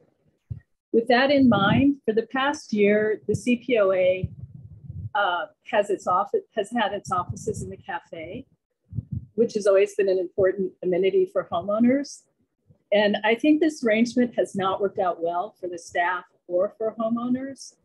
So my question is, would you support the relocation of the CPOA and DRB offices back to the administration building so that the cafe can be returned to the homeowners? Thank you for that succinct question, Alexandria. And we're going to go Harry first on this one, and then Grant. Harry. Yeah, thanks for that question. Yeah, I was a little bit surprised when the CPOA kind of separated from the CMD offices there and build out the post office building. It seemed to me like, in a certain sense, the community was duplicating space, and there seems to be a fair amount of space available here in this CMD administrative building. It's something that, in my perspective, I'm always looking for things that are efficient, makes the most sense, not duplicating amenities that we might be able to share. It seems to me, you know, if that's something it's not working out well, I think I'm clearly open to those kind of considerations if that's it's something that, you know, we need to do going forward. Again, I think for the overall community, we want things to function and be as efficient as possible with utilizing the facilities that we both have. Thank you. Thanks, Harry. Grant. Thank you. Good question. Right now, when you look at the two structures, there's an awful lot of space that's available here in the current CMD building. It's being occupied by approximately 3 people, give or take. The office space is obviously ready available. I think the mail facility needed to go through some renovation, but now taking it away from the community by not allowing the 2 groups to share office space, I think is a waste of money for us. And part of creating a level of cooperation, sometimes you just have to put 2 people in the same room and start figuring out how you're going to make things work properly. When my boys used to have fights, we always said we would make our boys hug it out after they had their fight so that they could actually come back together and start working cooperatively. And I think this is an opportunity for us to work cooperatively for the benefit of the community, give back the space over in the mail facility so people can go back to using it for card games and things that they were doing the expansion for. I think that's really a much better purpose than having wasted office space. Thanks, Grant. So it is Cindy and then Richard. So I guess I would begin there to try and find out what problem it is that we're trying to solve, what is broken, is there, how big is the disconnect, and does the CPOA and the CMD, so do Trevor and his counterpart, do they think that there is a chasm there? If the question really is how to find a space to return back to the community to make up for what was lost, that's a different question, and one that I do believe needs to be addressed. And so I think initially we would want to find out exactly what problem do we need to solve. Is it truly that the CPOA and Metro District are disconnected and there's more space here? Or do we need to find space by which to restore that common area to the community? Both are good questions, both should be asked. And then we would hopefully work with the CPOA to figure out what is the best way to solve both of those problems, if they are problems, and make sure that the community has a space and that the 2 management structures work as functionally as possible with each other. Thanks, Cindy. Richard and then Susie. Yeah, thank you. And this is going to be, I think, a good example of where there will be some cooperation shortly. The community area, the cafe was never touched as part of the post office renovation. It exists as it always was. Probably the point of contention is the CPOA office or reception desk, if you wish, but the cafe space exists as it always did. There's also, there are spare offices here in the admin building. And for certain aspects of the CPOA operation, I think primarily design review board which takes up a lot of space, a couple of people, and many, many very large filing cabinets. So that is certainly a possibility, but I think this can all be resolved, and the community space will be as it was, and there will be greater cooperation to utilize the office space that exists in both the post office and the admin building efficiently. And I would say that sorting that out is not very far down the road. Thank you. Thanks, Richard. So it's Susie and then Cheryl and then Brooke wrapping that up. So Susie. Thanks for your question. It's a good one, but before commenting intelligently on a solution, like Cindy said, I'd like to figure out more as to kind of how it became in to sit down with Trevor and Mike to say, okay, let's talk about what fits our community's needs the best and how we might be able to shift some people if we determine that it is indeed a problem, and how we can maximize the community space in the post office, which is important to so many of us to connect, especially after the last couple of years. We really need to have that space. But again, don't think that that's really any of our jobs to be micromanaging things on that level when that really falls under their purview. And it would be more of us sitting down to say, hey, what can we do to help facilitate this and to make things as efficiently as we can, but it wouldn't be without close consultation with both Trevor and Michael. Thanks, Susie. Cheryl. Right now we have the some of the Metro District space leased to a real estate company. I don't know whether that will continue in the future or not, but the good news is that it's not entirely empty. And we are getting some revenue for it. In terms of long-term, first of all, I think I would look to Trevor and the management of the CPOA to determine whether that would be a good idea or not. It seems to me that there's a lot of opportunity for discussion and cooperation and coordination if we were together a little bit more than we are today. In terms of the physical space. So I think that there could be some good that would come out of that, not just in terms of having empty space, but also in terms of being able to coordinate while we maintain, each organization maintains separate entity and separate responsibilities. So I would certainly support something like that. If Trevor told me that that was a good idea. I agree with Susie that this is something that I don't think the board should be micromanaging, but should be amenable to if it made sense from an operational standpoint in the future. Thanks, Cheryl. And Brooke, you get the last word on this one. Alexandria, I agree with you. I think that the loss of the cafe is, what shall I say, very sad, a real pity, because it was a very attractive area with the furnishings, the fireplace to meet. Some of us played bridge. Some people had art classes. It was our little community center, shall we say, near the post office, very convenient.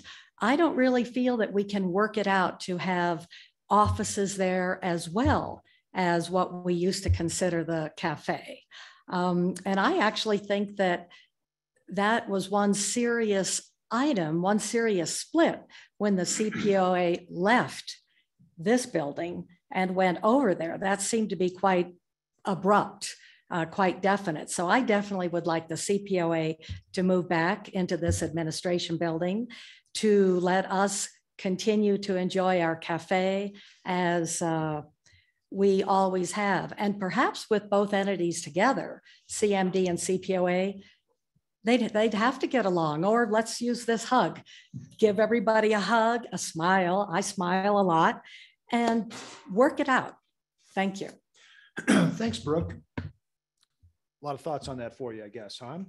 So we'll move on to the next question, Ron, and this is going to be Susie, Cheryl, Harry. Really mixing things up. Sure thing, John. We've got Hiram Patel. Good morning. Hiram. I am a voter. Acknowledging that some of you have touched on this in some of your previous answers, I'd like to ask each candidate to briefly outline your decision-making process and philosophy regarding budgeting, financial discipline, and the prioritization of the use of CMD funds for the community. Thank you. Thank you for that question, Hiram. And we're starting with Susie on that.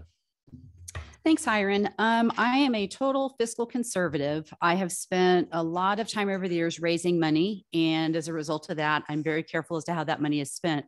This is a little bit different because it's tax money that comes in a lot easier than having to go out and knock on doors to bring it on in. But having been involved in a number of the CMD meetings, especially with the budgets, I have not been afraid to go through those budgets line item by line item. And I'm very conscientious about making sure that we are putting enough money in reserves. The impact fees on the last meeting was something that I raised a question about. We have a lot of construction going on here in Cordillera right now, a lot of wear and tear on our roads.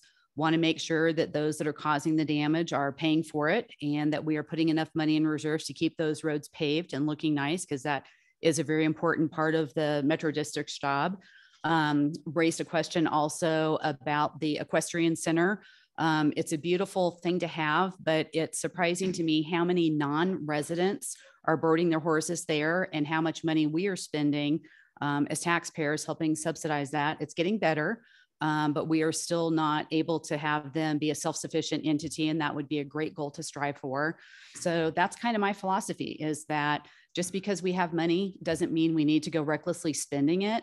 But as a real estate agent, knowing how important our property values are here, knowing that quality of service is very important to our residents, and don't feel the need to be cutting money just for the sake of cutting, and knowing that we do need to be spending it in some of the right places. Happy to see the flower budgets are coming back. 20 seconds. Little thing that makes a big difference in the impact of our overall impact of people coming to visit the community. So thank you for your question. Thanks, Susie. Cheryl, you're on, and then Harry. Thank you. Over the last several years, I have been a very vocal proponent of not entering into any more long-term debt for the community. And that was an issue a couple of years ago with the centralized community center. It was an issue with what kind of an athletic center we should have. And I was 100% opposed to issuing long-term debt for anything like the amenities that have been proposed. So let's start with that. Secondly, we all know that our taxes are high. The debt will be rolling off next year, which is the good news for everybody. The bad news, not the bad news, the good news is that we in this community pay for several things that aren't available or aren't paid for by other communities. We have our excellent public safety department.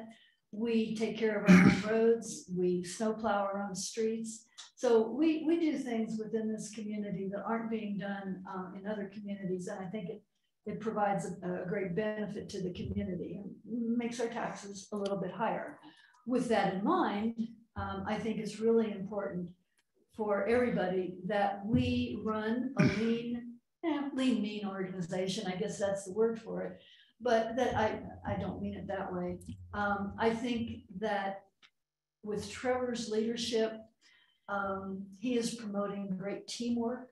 He is promoting a performance-based culture. 20 seconds. I'd like to talk about that a little bit if I get a chance.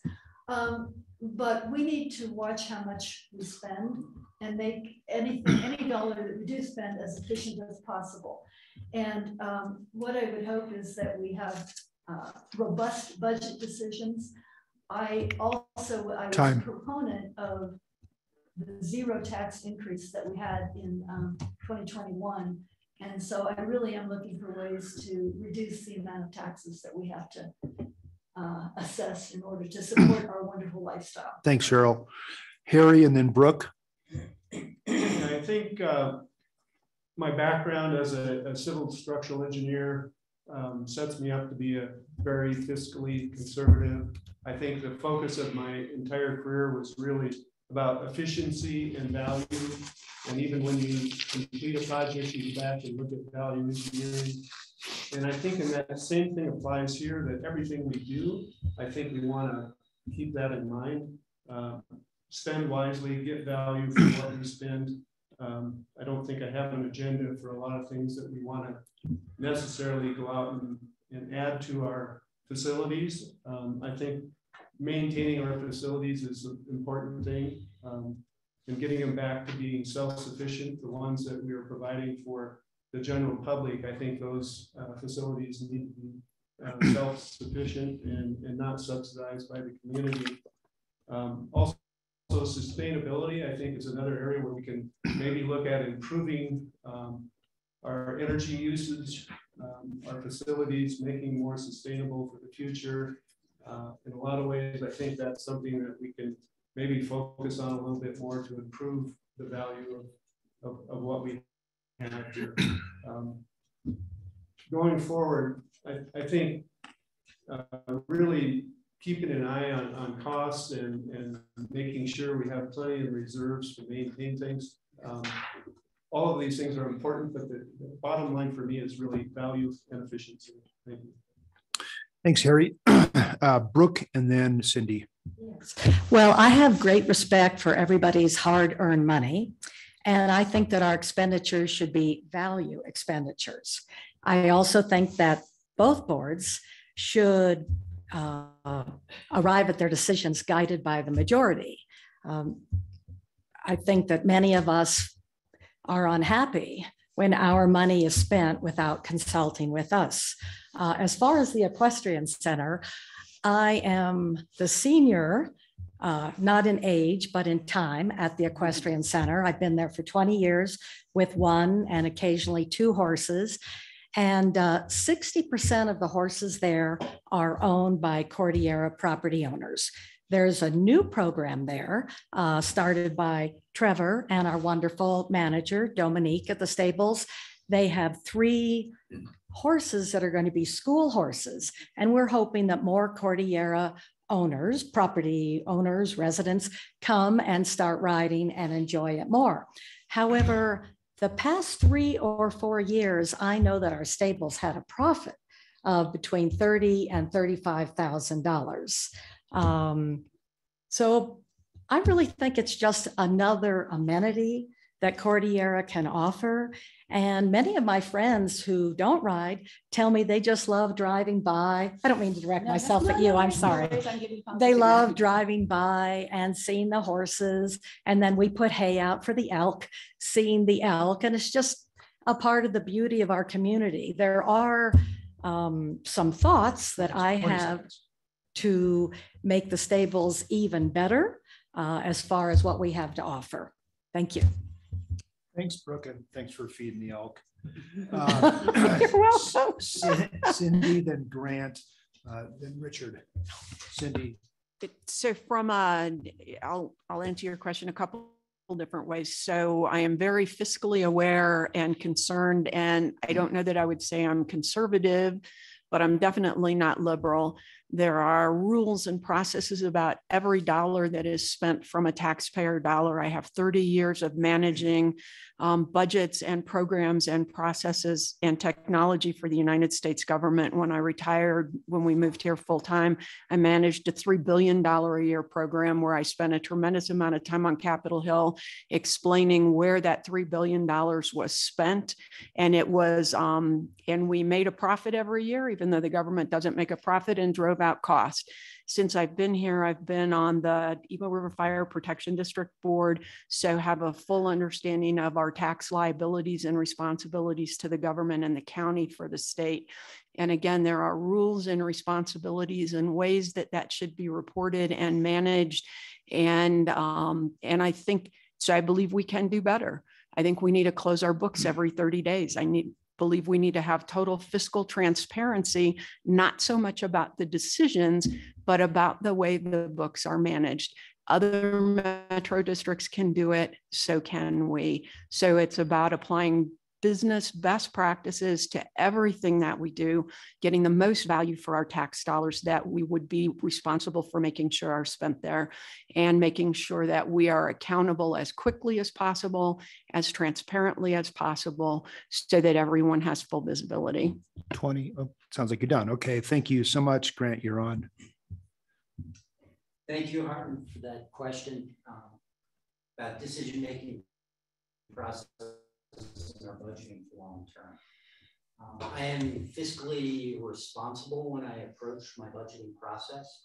I take a tactic of applying a 360-degree approach to looking at where your revenue comes from, where your expenses are going, how do you actually allocate them, what are the long-term assets you have to care for, how do you maintain for the future, and then contingency plan.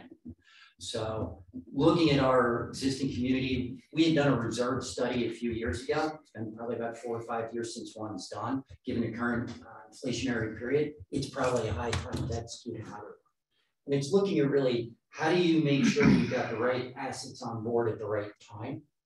Looking at what you're going to do with those assets is an example.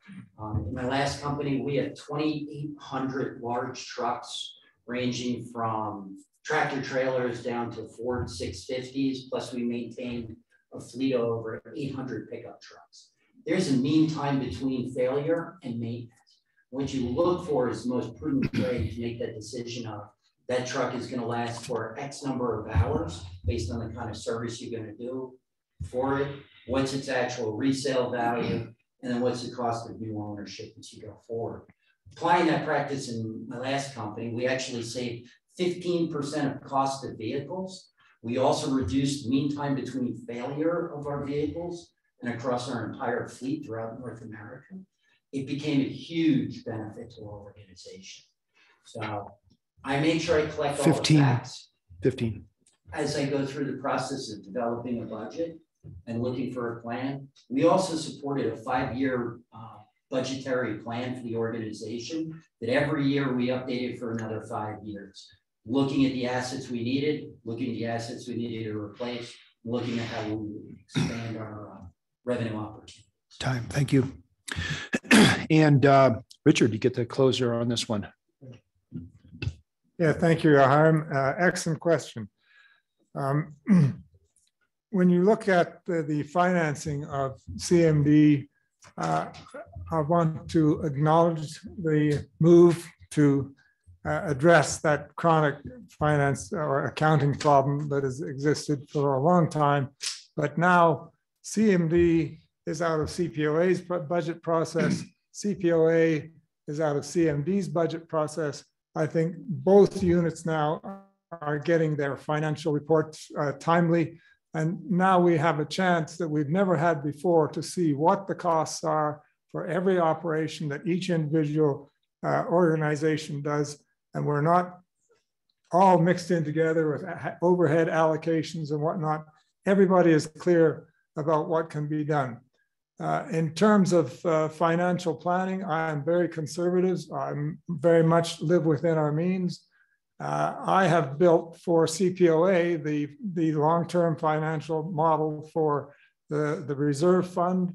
It takes into account RETA revenues, our reserve report, our maintenance expenses, special assessments if we have them, capital when it is spent, what the bank interest rate is, and with a press of a button, it will tell you the financing cost per property.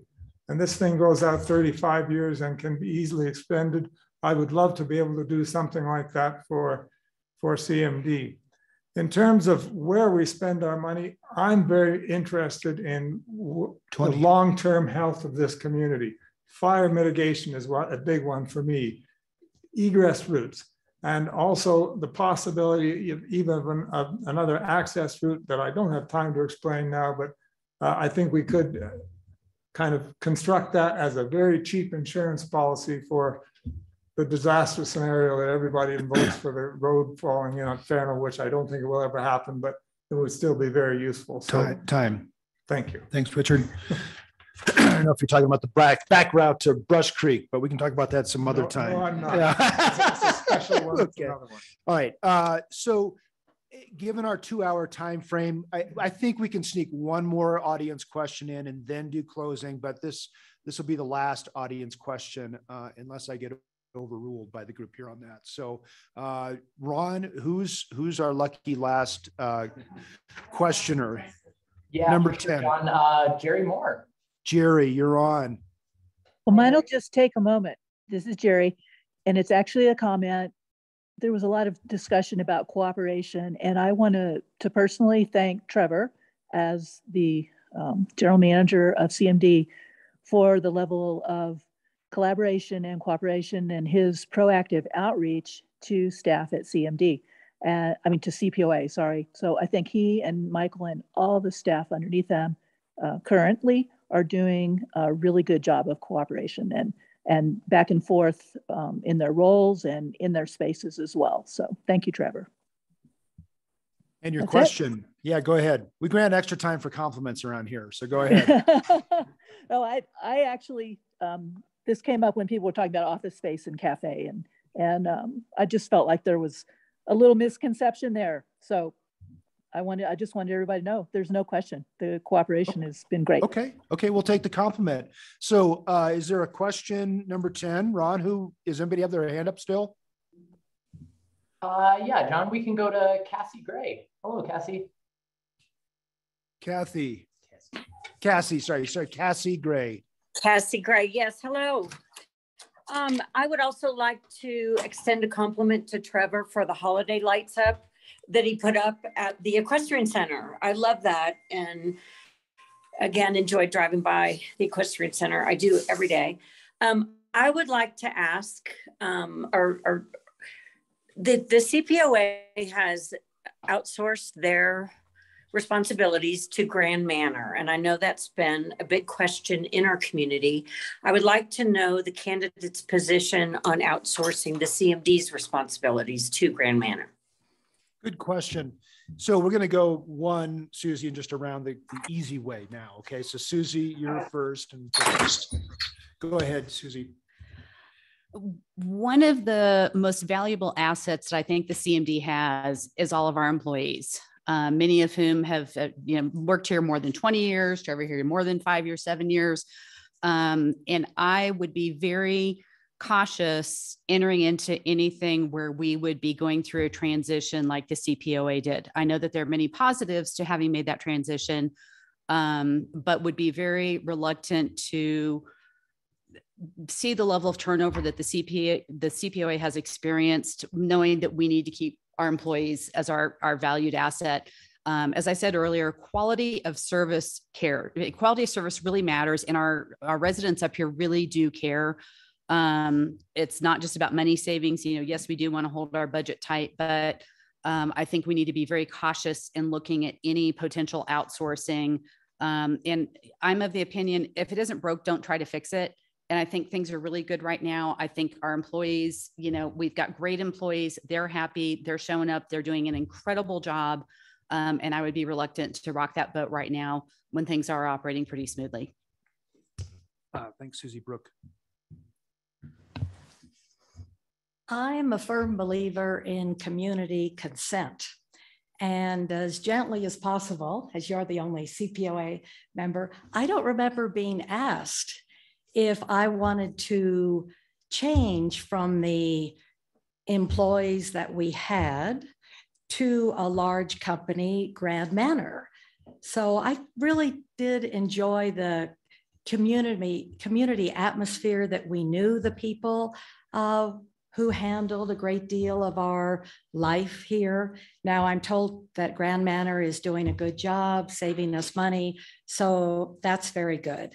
But I do like more of a personal idea, and I'm hoping that we can keep our lifestyle here and CMD just, let's say, as small and harmonious as possible without all moving over to a large company, which is based in Texas. Where are they based?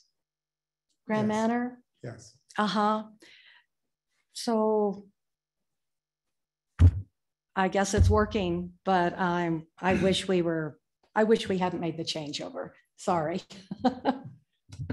Thanks, Brooke. That was a gentle smackdown, by the way. So Richard, you go ahead. It's timely. It's your turn. Okay, well, I suppose I could launch into a big defense of the decision and the benefits and whatnot, but I think the question was more directed towards where we are now with CMD and correct, whether or not a similar change would be suitable there. I guess the first thing I can say is that CMD address their accounting. And sometimes you need to go to specialty services that are just not so readily available. And that particular change, I think, has been a good one. I don't think there's anybody within CMD who thinks that that was not useful. I fully agree with the position on personnel, and the CPOA personnel here on the ground do stay here. As in the case of CMD, the accounting company is Minnesota based. But what matters is not where the company is. What matters is the people who are here on the ground. And you know, there was quite an effort made to have retained the original staff here. That happened to not work out, but that was never the plan. And the expectation was that people on site would have remained here. That said, I don't see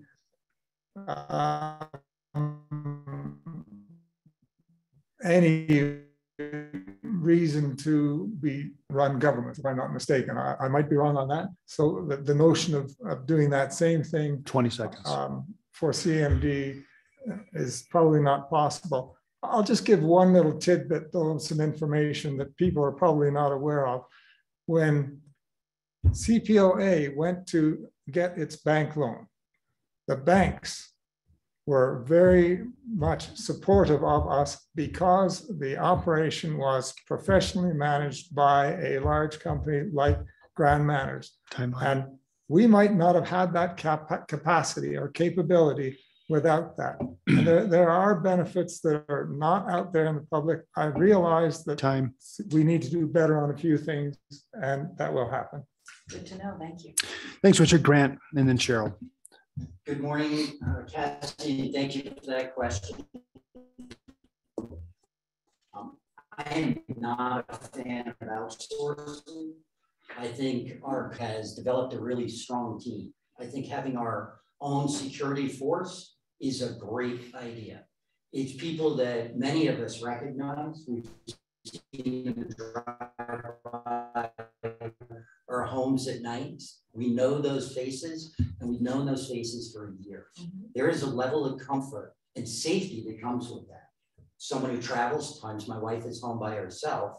It's nice to know that I know those same security guys. Having high turnover, like we've seen on the CMD under Grand Manors, that doesn't always give me a good level of comfort. It happens, it's business.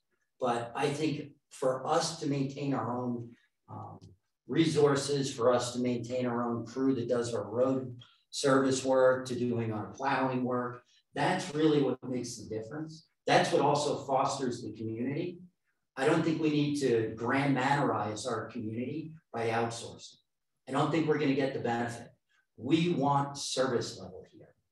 The most common theme is Courtier is a premier community, and it is. Anyone you ever talk to in the Valley says, oh, wow, you live in Cordillera. That's a beautiful place. Oh, but I think the more services we provide for ourselves through our team, one, we're going to get to know them. How many of us don't know these people already? 20. They have the ability to continue to provide that high level of service, not only that we have come to know, but we expect. And with the 200 plus new homeowners in the last couple of years, they will learn that same benefit as well. Thanks, Grant. Cheryl, then Cindy. Hi, Cassie, and I am so glad you asked that question. There is a rumor going around in the community that I am in favor of firing all the CMD staff and outsourcing to Grand Manors or some similar entity. So I want to take this opportunity to say that there could be nothing further from the truth. I am 100% in favor of Trevor and the team that he has put together. I have no desire or intent to outsource anything at this point. And I'm glad that you allowed me to, to make that clear. When people hear rumors like this, I really wish they would call me and ask if that is my position before they, start talking about that around the community. We're world class as far as a rumor mill is concerned, and I really I think more personal communication could stop things like that from happening. In terms of, forget about me for a minute. These rumors also hurt our staff and our management. How do you think Trevor feels when people come up and say, oh, I hear you're going to be fired, or, you know, that we're going to replace public safety? So please give a thought to how it might impact other people, our employees in this instance. Please give a thought to that. And if there's any questions, please come and talk to the person 20 that seconds. you think might be supporting that position. I do note that both the CPOA and the CMD have outsourced their financial and accounting function. That was absolutely critical. It was the right thing to do for many reasons. I don't have time to discuss all of that right now. But outsourcing is good in some instances, and there's other instances where we need to keep things ourselves. Thanks, Cindy. So just to follow that theme, certain things can be outsourced and maybe you manage them differently, but outsourcing is very functional some places, but not others. I don't know how we would ever even consider outsourcing snowplow drivers. Just a thought. So yeah, it said we need to take a balanced look. There are certain business processes it makes sense to outsource, other things it doesn't. Grand Manor serves its purpose for what it was created for, and I think that they are doing a good job based on that. But yeah, I mean, as a CMD, we need to look at how we run our business processes, what they are, what's outsourced, what's not, but keeping our staff and keeping our world-class crew of maintenance and support and infrastructure and facilities is very different than running the post office or running the business office at the gondola club. So that the functions are so different.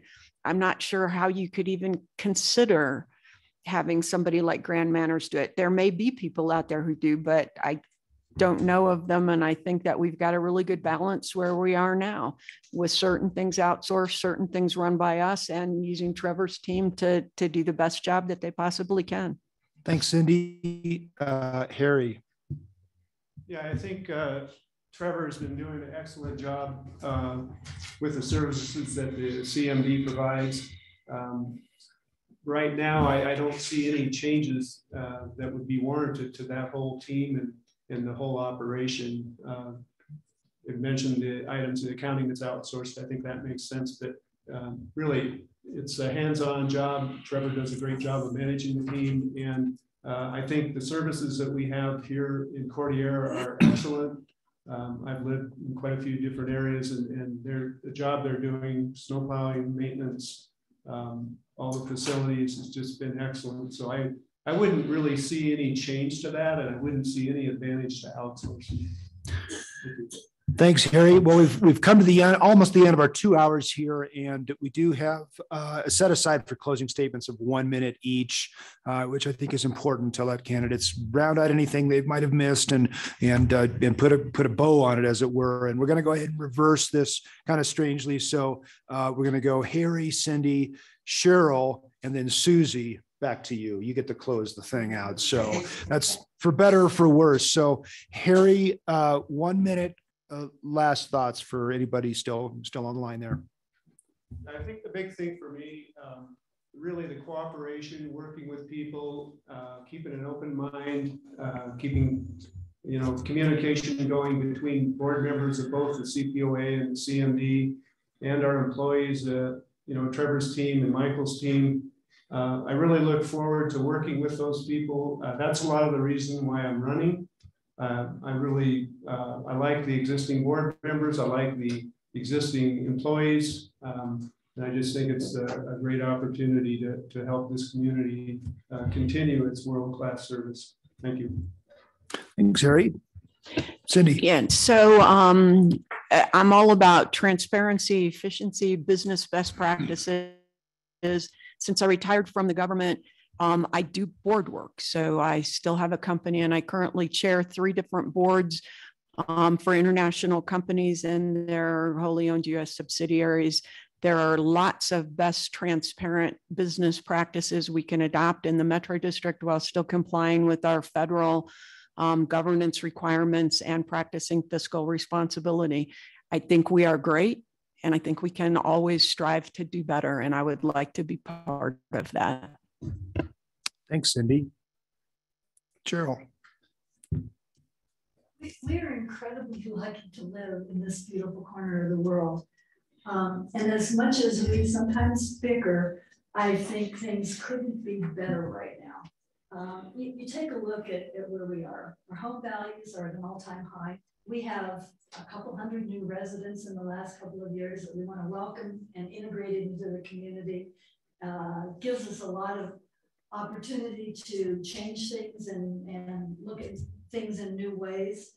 Our home construction is going gangbusters.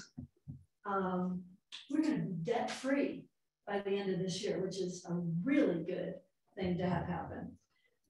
We're going to have an amazing new athletic center, pickleball courts, 10 seconds. Swimming pool complex is going to be completely redone. And I think there's just a new energy in Cordillera. We need to celebrate it, we need to grab it. We need to reconnect as neighbors and friends, and we need to make this the best community that we can. I would love to be a part of that, and I ask for your vote to do that. Thank you. Thanks, Cheryl. Susie, then Brooke, coming back this way. Go ahead, Susie. First of all, I'd like to tell Trevor and his team, thank you for putting this forum together and for giving us an opportunity to talk to all of you out there. And thank you all for tuning in to hear everybody's different perspective. We're so fortunate to have 7 great candidates running for the Metro Board in past years when we haven't had any. So I think that says something about our community and people wanting to get involved in keeping Cordillera the great place that it is. What I bring to the table is a fresh perspective, along with the other 20% of the new residents here. Again, I've tried to do as good of a job as I could of learning how things have been going on, but I'm not afraid to raise questions as to why do we do things this way? And maybe is there a better way that we could be doing things? And would like to bring the voice of all the new people living here in the Valley to have a presence on the board. And I think you've got a great mix of candidates here. When you vote, it's very important to look at the mix of candidates that you're voting for. So I hope to be able to serve you in the future with your vote. Thank you. Thanks, Susie. Brooke? Yes. Well, I've lived in the Vail Valley for 20 years. I love Cordillera, the wildlife, the scenery, our sports facilities, our sense of security, and our sense of community. I'd like to be on the board to represent all of you and your concerns. I'm very receptive. As an active and fortunately successful real estate broker, I do feel I can contribute as far as having knowledge about what can increase and continue to improve our property values. I'd like to thank all the past, present board members, those of you who are running. And the questions have been so good that I think we've all covered really everything. There's just one thing I would like. I would like to have 24-hour gate security. And as far as the comment on taxes, our taxes are higher than many of the communities here, but our property values, that tax money is used to increase and improve Cordillera, which in turn is increasing the property values. So thank you. And actually, this has been fun. Thanks, Brooke. Richard. Yeah, again, thank you to all the candidates for volunteering to put your time forward. That's important. Equal thanks, or even more, to everybody who tuned into the meeting, because that is even more important. And in the future, I would like to see far greater participation in CMD meetings. Tends to be a fairly small number, but maybe there's things we can do to encourage greater participation and greater community input. I think Cheryl summarized very well the wonderful spot that our community is in.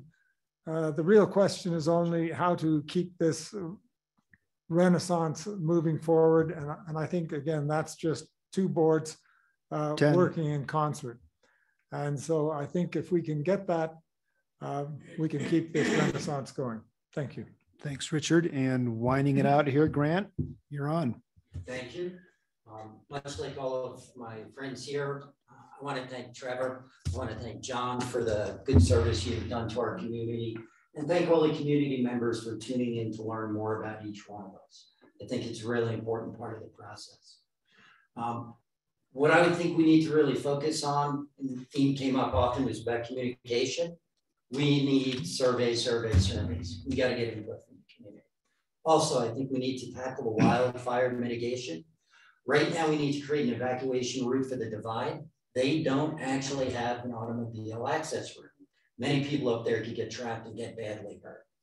I think we need to build a solid multi-year plan, 5 years out with a rolling year going forward.